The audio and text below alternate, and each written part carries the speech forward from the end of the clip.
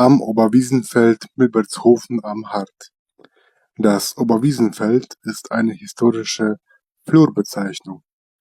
Der Name leitet sich von einer großen unbebauten Wiesenfläche ab, erstmals 1792 als Wiesenfeld erwähnt, die auf einer leichten Anhöhe in München Norden lag.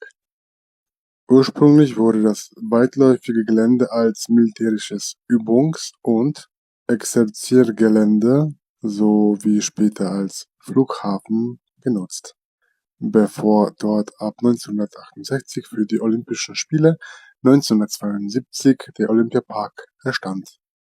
Die heutige Straße am Oberwiesenfeld im Stadtbezirk Milbertshofen am Hart erinnert direkt an diesen historischen Flurnamen.